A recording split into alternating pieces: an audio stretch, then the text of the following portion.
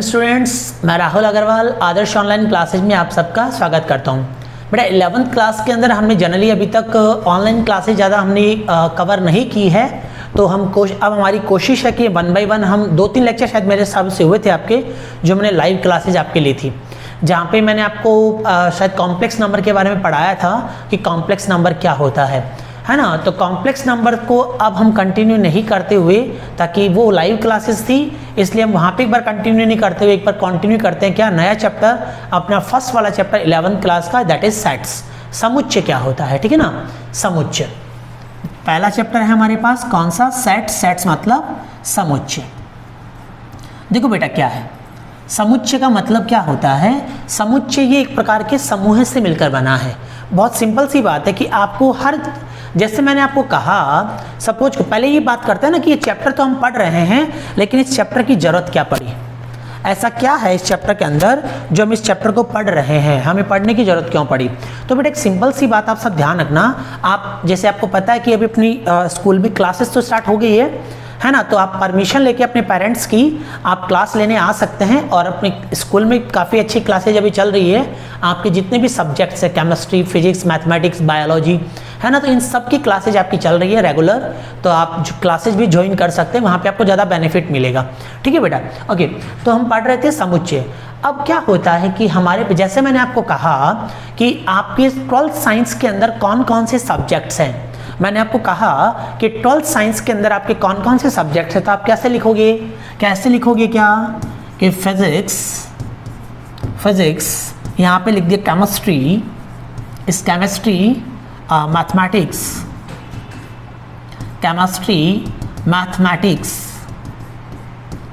और बायोलॉजी, है ना, बायोलॉजी।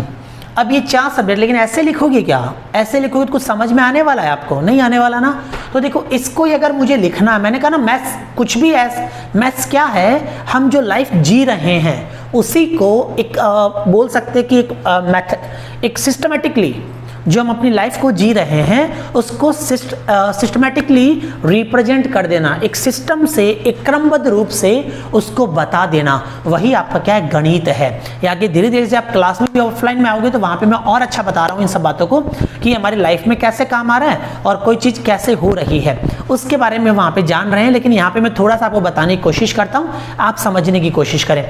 मैंने आपको कहा बेटा 11th क्लास में, या आप 11th क्लास ले रहे हैं, या मैंने बोल दिया कि साइंस में कौन कौन से सब्जेक्ट है, आपको पता ये है, लेकिन ऐसे थोड़ी लिखेंगे। आप सबको पता है कि सर इसको ऐसे लिखा जाएगा, क्या कि सर पहले हम लिखेंगे फिजिक्स, कोई भी फिजिक्स को जरूरी नहीं है, केमिस्ट्री पहले लिख सकते हैं, मैथमेटिक्स पहले लिख सकते हैं, कोई प्रॉब्लम नहीं है, लेकिन मैंने ऐसे लिख दिया फिजिक्स, केमिस्ट्री, मैथमेटिक्स,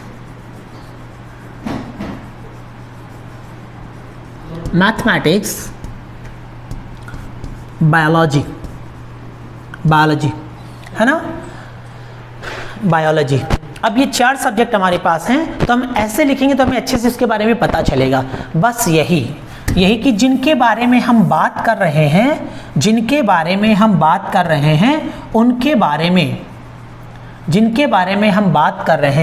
उनको एक क्रम में लिख देना, जिनके बारे में हम बात कर रहे हैं उनको क्रम में लिख देना, वही आपके पास क्या है, समुच्चय है, और कुछ भी नहीं बेटा। समुच्चय एक समूह ही है, एक समूह जो हिंदी में पढ़ते हैं। लेकिन हिंदी के समूह में और गणित के समुच्चय में फर्क क्या है, हिंदी का समूह जो होता है बस वो मानता है कि कई चीज़ें अगर इकट्ठी हो गई तो वो हिंदी के लिए क्या है, एक समूह है। लेकिन गणित क्या करता है, केवल इकट्ठा होने से नहीं, हमें उसके बारे में पूरी जानकारी होनी चाहिए। गणित बेटा ऐसी किसी भी चीज़ को नहीं मानता है जिसके ऊपर हमें डाउट हो। जैसे आप जानते हैं अनंत के बारे में, अनंत का कभी हमने देखा है क्या, ना आपने देखा है, ना मैंने देखा है, ना किसी और ने देखा है।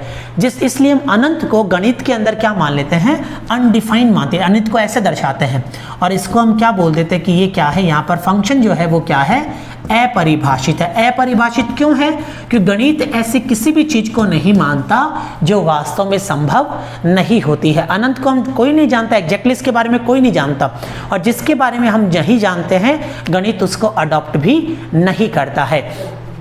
तो सुनना जरा, मैंने क्या कहा कि जिसके बारे में हम बात कर रहे हैं उसको एक टेबल, उसको व्यवस्थित करके लिख देना, वही आपका क्या है, समुच्चय है। ये एक समूह है संख्याओं का या आंकड़ों का, जिसके अंदर क्या लिखा जाता है, आंकड़ों को एक क्रम के रूप में लिख दिया जाता है। ठीक है बेटा, देखना जरा, जैसे मैंने आपको कहा 1 से लेकर 10 तक की गिनती, तो आप कहोगे सर 1 से 10 तक 1 2 3 4 5 6 7 8 9 10, ये जो लिखा हुआ है बस यही बेटा आपका क्या है, समुच्चय है। बस क्या करते हैं, उस पर एक ब्रैकेट लगा देते हैं, ऐसे मंझला कोष्ठक, ये मंझला कोष्ठक। क्लास में यही बताऊंगा कि हमारे काम क्यों आते हैं, हम इसको क्यों पढ़ रहे हैं, लेकिन यहाँ पर लाइव क्लास, यहाँ पे सॉरी इस ऑनलाइन क्लास में बस आपको चैप्टर के बारे में बता रहा हूँ कि चैप्टर में है क्या क्या। ठीक है बेटा, तो आप कोशिश करें कि अगर आपके घर वाले आपको परमिशन देते हैं, अपने हाथों को सैनिटाइज करें। स्कूल में आपको सोशल डिस्टेंसिंग का यहाँ पे पालन किया जा रहा है, बच्चों को एक डिस्टेंस पे ही बैठाया जा रहा है ना। और हमने यहाँ पे आपके लिए बोल सकते हैं सैनिटाइजर की भी फैसिलिटी आपको दे रखी है, ताकि बच्चों को ये हमारा कोरोना वायरस जो है, हमारा तो क्या है ना, इसने लेके रखी सबकी, तो ये जो कोरोना वायरस है इससे हम जल्दी से इसकी चपेट में नहीं आए, है ना। तो इसलिए तो क्या होता है कि बेटा जिसके बारे में हम बात कर रहे हैं उसको मंझले कोष्ठक में लिख देना ही हमारे पास क्या है, समुच्चय है। लेकिन बेटा इसमें एक छोटी सी बात है कि क्या होता है, ये आंकड़ों का एक समुच्चय होता है, लेकिन इसकी हिंदी में अगर डेफिनेशन देखें तो इसका डेफिनेशन होता है क्या, वस्तुओं या संख्याओं के, वस्तुओं के सुपरिभाषित संग्रह को, ध्यान से देखना बेटा, वस्तुओं के सुपरिभाषित संग्रह को, वस्तुओं के सुपरिभाषित संग्रह को क्या कहते हैं, समुच्चय कहते हैं। वस्तुओं के सुपरिभाषित संग्रह को समुच्चय कहते हैं, ये डेफिनेशन होती है इसकी, वस्तुओं के सुपरिभाषित संग्रह को। अब बेटा संग्रह का मतलब सब जानते हो, इकट्ठा करना या समूह होना, लेकिन हिंदी के समूह में और गणित के समूह में जो सबसे बड़ा फर्क होता है वो किसका होता है बेटा, वो होता है इस वर्ड का, सुपरिभाषित। अब इस सुपरिभाषित का मतलब क्या है उसको सुनना। सुपरिभाषित का मतलब है बेटा जिसके बारे में हमें पता हो, जो परिभाषित होने का मतलब जिसके बारे में हमें पता हो। जैसे मैंने आपको कहा कि 10 से छोटी सम संख्याएं, तो सब बच्चों को पता है कि 10 से छोटी सम संख्या कौन सी है, 2 4 6 8, है ना। लेकिन अगर मैं आपको ऐसे बोल दूं कि भारतीय क्रिकेट टीम के टॉप 10 बल्लेबाज बताओ, मैंने आपको कहा कि भारतीय क्रिकेट टीम के टॉप 10 बल्लेबाज बताओ, तो आप कौन कौन से नाम बताओगे, एग्जैक्टली बता सकते हो क्या, नहीं बता सकते। क्यों, क्योंकि किसी टाइम पे क्या था, कपिल देव, सुनील गावस्कर ये अच्छे प्लेयर हुआ करते थे। सुनील गावस्कर बहुत अच्छे बैट्समैन थे, बिशन सिंह बेदी जो है, नवजोत सिंह सिद्धू जो थे, ये अच्छे प्लेयर्स थे। उसके बाद टाइम बदला, और टाइम बदलने के बाद में सौरव गांगुली, राहुल द्रविड़, वीवीएस लक्ष्मण, सचिन तेंदुलकर, युवराज सिंह, ये अच्छे प्लेयर्स आ गए, है ना। उसके बाद में विराट कोहली, सुरेश रैना, रोहित शर्मा, ये अच्छे प्लेयर्स, महेंद्र सिंह धोनी, ये अच्छे प्लेयर्स आ गए। तो ये हमेशा फिक्स नहीं है, लेकिन 10 से छोटी सम संख्या क्या हमेशा फिक्स है क्या, क्या होगी, 2 4 6 8। तो जिनके बारे में हमें केवल एग्जैक्टली पता हो, हम केवल उन्हीं का समूह बनाते हैं, और उसी समूह को हम क्या कहते हैं, सुपरिभाषित समूह कहते हैं। जैसे मैंने कहा कवि कालिदास द्वारा रचित जो उपन्यास है वो कौन कौन से हैं, अभिज्ञान शाकुंतलम, मेघदूतम, रघुवंशम, ये जो उन्होंने लिख रखे हैं वो फिक्स है ना, अब वो चल बसे हैं, है ना। तो अब के उन्होंने जो ग्रंथ लिख रखे थे वो फिक्स है, हमें उनके नाम पता है, तो उनके नाम पता है इसलिए हम उनका एक समूह बना सकते हैं। मैंने आपको कहा आपकी क्लास के बच्चे जो हैं, 10वीं क्लास में आपकी क्लास में जितने बच्चे थे उनका समूह है। तो क्या आपकी क्लास के अंदर जो बच्चे थे 10वीं क्लास में, क्या वो फिक्स थे क्या, कि हाँ सर 40 बच्चे थे, किसी में 50 थे, 100 थे, जो भी थे, है ना, 40 बच्चे, तो 40 बच्चे फिक्स थे ना। लेकिन यही मान लो मैंने आपको कहा होता कि आपकी क्लास के सबसे इंटेलिजेंट, रिजल्ट आने से पहले मैंने आपको पूछा होता आपकी क्लास के 5 सबसे इंटेलिजेंट बच्चे बताओ, है ना। मैंने आपको कहा होता क्लास के सबसे 5 इंटेलिजेंट बच्चे बताओ। तो ऐसा कोई जरूरी नहीं था बेटा कि जो 9th क्लास में जिसने टॉप किया था वही 10th क्लास में टॉप करेगा। तो टॉप 5 इंटेलिजेंट बच्चे हम नहीं बता सकते थे। वो तो कब पता चला, जब हमारा रिजल्ट आया 10th का, तो हमें पता चला किस बच्चे ने कब टॉप किया है, किस बच्चे कितने ज़्यादा नंबर है। तो जब तक हम एग्जैक्टली किसी के बारे में नहीं बता पाते हैं, तब तक वो समूह जो होता है वो सुपरिभाषित नहीं होता है ना। जैसे मैंने कहा इंद्रधनुष के रंगों का समुच्चय, तो क्या इंद्रधनुष के रंग फिक्स होते हैं? क्या फिक्स होते हैं ना। इसका मतलब हम उसका समुच्चय बना सकते हैं। वो संग्रह जो है वो क्या है, सुपरिभाषित है। जैसे मान लो मैंने आपको ये कहा होता कि ऐसे बोल सकते हैं कि आपकी हाथ की अंगुलियों का समूह है। क्या फिक्स है कि हाथ में अंगुलियां कितनी है? 5 है। उनके नाम भी अलग अलग है, अंगूठा, तर्जनी, है ना, ये मध्यमा, ये अनामिका, ये कनिष्ठा, है ना, ये सबके नाम अलग अलग है। तो इनके बारे में हम एग्जैक्टली बता सकते हैं, और जब एग्जैक्टली बता सकते हैं तो हम उसका समूह भी बना सकते हैं। तो जिसके बारे में सुपरिभाषित का मतलब क्या है? एक ऐसा संग्रह है जिसके बारे में हमें पता हो, जिसके बारे में हमें पता हो। जैसे मैंने कहा मिट्टी के कणों का समूह है, मिट्टी के जो कण होते हैं उनका समूह है। क्या बना सकते हैं? क्या हम बता सकते कितने कण हैं, क्या है वो? उसके बारे में एग्जैक्टली कुछ नहीं बता सकते।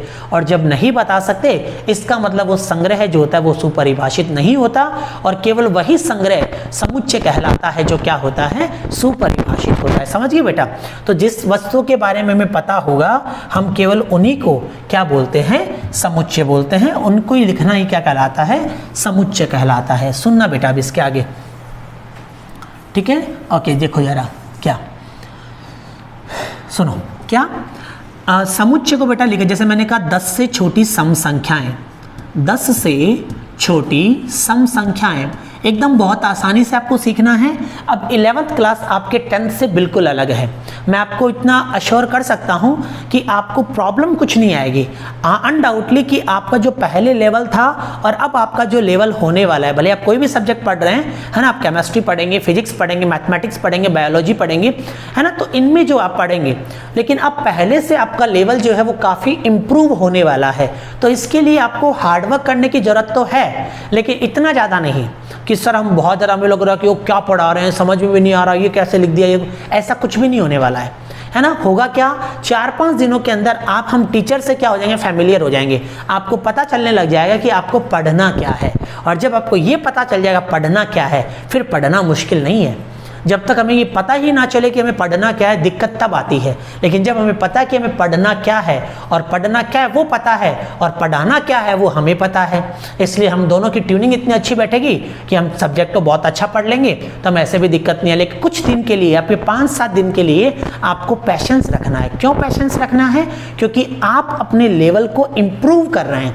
10 तक आपका लेवल एक बिलो एवरेज था, अब आप उससे थोड़ा सा अच्छा चल रहे हैं, इसलिए आपको कुछ प्रॉब्लम्स एक बार फेस करनी पड़ेगी, है ना। लेकिन वो फेस करने का मतलब है वो फेस नहीं करनी, आपको मजा आएगा उसके अंदर कि आप कुछ नया सीखेंगे, इसलिए ठीक है। तो जिनमें बेटा सबसे पहला हम सीख रहे थे क्या, समुच्चय। समुच्चय मैंने क्या कहा, एक ऐसा समूह है, एक ऐसा संग्रह है जिसके बारे में हमें पता है, या फिर हम बोल सकते हैं वो संग्रह कौन सा है, सुपरिभाषित संग्रह है, ठीक है। जैसे मान लो मैंने 10 से छोटी सम संख्याएं, तो मुझे सारे बच्चे जरा ये बात बता दो, क्या 10 से छोटी सम संख्याओं के बारे में आपको पता है क्या बेटा, कि कौन कौन सी होती है? कि सर हाँ, हम उछल के पढ़ेंगे कि सर ये तो हमने पढ़ रखी है, देखो हम 10th क्लास हमने ऐसे खराब नहीं की है, हम बहुत इंटेलिजेंट बच्चे, हमने बहुत कुछ पढ़ रखा है 10th क्लास के अंदर। क्या मैंने पूछा, तो अच्छा ऐसी बात है, तो बताओ 10 से छोटी सम संख्या।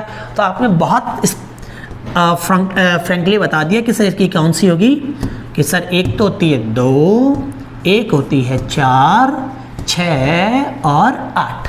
क्लियर है? तो बेटा जिसके बारे में हमें पता है क्या उसी का समूह है क्या, तो इसको हम समुच्चय कहेंगे। लेकिन बेटा समुच्चय को दर्शाने के लिए हम उस पर क्या लगा देते हैं, मंझला कोष्टक। इसे बोलते हैं मंझला कोष्टक, करली ब्रैकेट, है ना, ये होता है। और इसको पूरे को क्या बोलेंगे, समुच्चय है ये, है ना। और इस समुच्चय के अंदर अवयव मतलब इसके अंदर कितनी संख्याएं हैं, इस समुच्चय के अंदर कितने अवयव है, 1 2 3 4। तो मैं बोलूंगा ये क्या है, एक समुच्चय है। और समुच्चय के अंदर जो लिखे जाते हैं उन्हें बोलते हैं समुच्चय के अवयव। उन्हें क्या बोला जाता है, समुच्चय के अवयव। और समुच्चय को बेटा अंग्रेजी वर्णमाला के बड़े अक्षरों से दर्शाया जाता है। आप ABCDPQR कुछ भी लिख सकते हैं, है ना। तो अंग्रेजी वर्णमाला के बड़े अक्षरों से इनको क्या किया जाता है, दर्शाया जाता है। मेरी बात समझ रहे हैं? ओके, आगे सुनो बेटा। जैसे मैंने कहा अंग्रेजी वर्णमाला के स्वर, अंग्रेजी वर्णमाला, अंग्रेजी वर्णमाला के स्वरों का समुच्चय। तो मुझे एक बात बताओ, क्या अंग्रेजी वर्णमाला के स्वर जो हैं, क्या वो आपको फिक्स पता है कि कौन कौन से होते हैं? वॉवेल्स ऑफ इंग्लिश अल्फ़ाबेट्स, है ना, इंग्लिश लेटर्स, अंग्रेजी वर्णमाला अल्फ़ाबेट बोल सकते हैं, इंग्लिश अल्फ़ाबेट, ठीक है। अंग्रेजी वर्णमाला के स्वरों का समुच्चय हमें पता है, क्या एग्जैक्टली पता है कि अंग्रेजी वर्णमाला के स्वर कौन कौन से होते हैं? कि sir A, E, I, O, you, ऐसे ही होते हैं अंग्रेजी वर्णमाला के स्वर। बस सर इसको मंझले कोष्ठक में बंद कर देंगे तो ये क्या बन जाएगा आपके पास? समुच्चय बन जाएगा। और सर समुच्चय को अंग्रेजी वर्णमाला के बड़े अक्षर से लिखते हैं, तो आप चाहो तो इसे ए लिख दो, बी लिख दो, सी लिख दो, डी लिख दो, सर आपकी मर्जी है। तो मैंने कहा मेरी मर्जी है तो मैं इसको क्या लिखूंगा? ए, ठीक है। आप चाहे तो बी लिख सकते हैं, आप चाहे तो सी लिख सकते हैं, है ना, दैट्स नो प्रॉब्लम। मेरी बात समझ गई? इतनी सी बात बेटा कि जिस समूह के बारे में हमें पता है उसको मंझले कोष्ठक में लिख देना ही आपका क्या कहलाता है? समुच्चय कहलाता है। समुच्चय के अंदर जो लिखे जाते हैं उन्हें समुच्चय के अवयव कहते हैं, और समुच्चय को अंग्रेजी वर्णमाला के बड़े अक्षरों द्वारा दर्शाया जाता है। अब हम क्या करेंगे? अब हम इसके अलग अलग प्रकार पढ़ेंगे कि समुच्चय के अंदर, या सबसे पहले इसके पढ़ेंगे हम इसको प्रदर्शित करने का तरीका, समुच्चय निर्माण की विधियां, ठीक है। ध्यान से देखना बेटा, ये छोटी छोटी बातें समझ गए कि समुच्चय होता क्या है? कि सर एक समूह है, लेकिन एक ऐसा समूह है जिसके बारे में हमें पता है, इसलिए हम इसे कहते हैं सुपरिभाषित संग्रह, ठीक है। और फिर इसके अंदर जो लिखे जाते हैं सर उनको इसका एलिमेंट कहते हैं, इसके अवयव कहते हैं, और इनको अंग्रेजी वर्णमाला के बड़े अक्षरों से दर्शाया जाता है, ठीक है। ओके, अब बेटा पढ़ रहे हैं समुच्चय को निरूपित करने के तरीकों की संख्या या समुच्चय निर्माण की विधियां, method to form a set, या समुच्चय निर्माण की विधियां। ध्यान से देखना, कुछ नया सीख रहे हैं इसलिए मुश्किल नहीं है हमारे लिए। समुच्चय निर्माण की विधियां,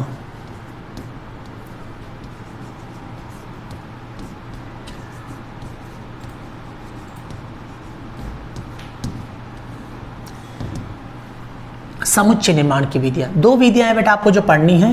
पहली कौन सी है? रोस्टर फॉर्म, रोस्टर फॉर्म, या इसे हम टैब्यूलर फॉर्म भी कहते हैं, रोस्टर फॉर्म या टैब्यूलर, टैब्यूलर फॉर्म, जिसे हमारी राजभाषा में या हमारी मातृभाषा बोल सकते हैं, उसके अंदर हम इसे क्या कहते हैं? या हिंदी में तो रोस्टर को रोस्टर ही बोलते हैं, रोस्टर रूप, या फिर बोल सकते हैं बेटा पंक्तिबद्ध रूप, टैब्यूलर, टेबल से बना है ना, पंक्तिबद्ध रूप, पंक्तिबद्ध, पंक्तिबद्ध रूप। पहला रूप तो कौन सा है आपके पास बेटा? रोस्टर फॉर्म, या फिर बोल सकते हैं टैब्यूलर फॉर्म। और दूसरा रूप कौन सा इसको सेट करने का? Set builder process, set builder method, set builder, set builder form, जिसे हम बोलते हैं समुच्चय निर्माण विधि, समुच्चय निर्माण विधि।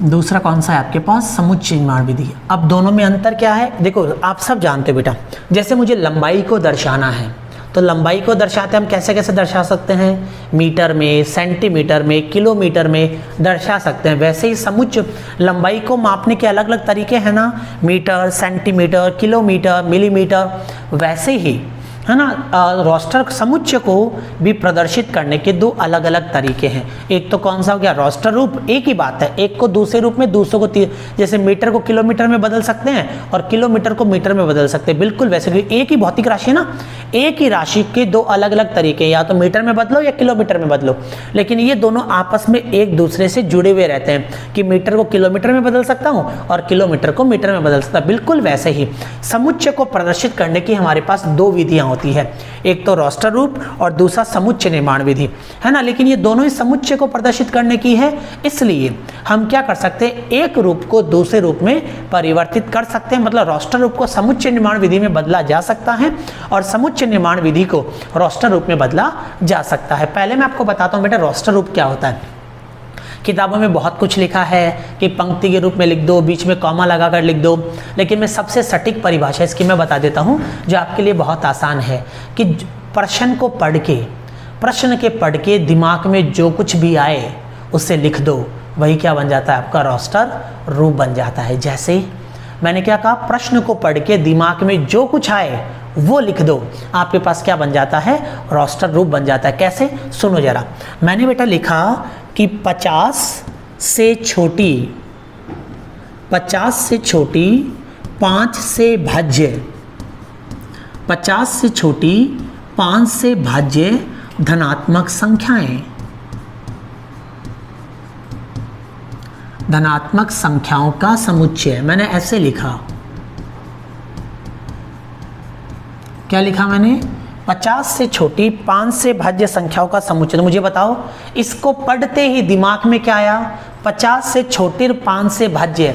तो सर ऐसी संख्या कौन कौन सी होती है जो 50 से छोटी हो और 5 से भाज्य हो? तो ये सर संख्या होगी, एक तो 0, 5, 10, 15 है, 20, 25, 30, 35, 40, 45। ये क्या होगी, 50 से छोटी 5 से भाज्य संख्या है। क्या ये हो गई? क्या दिमाग में सबके यही आया था? बस इसको लिख देना ही आपके लिए क्या है, रोस्टर या पंक्तिबद्ध रूप। एक पंक्ति में लिख देना, पंक्ति के रूप में लिख रखा है हमने, इसलिए इसको बोलते हैं पंक्तिबद्ध रूप या रोस्टर रूप। इजी सी बात है बेटा, कुछ भी नहीं है। जैसे मान लो मैंने और एग्जाम्पल दिए, मैंने आपको कहा कि ऐसे बोल दिया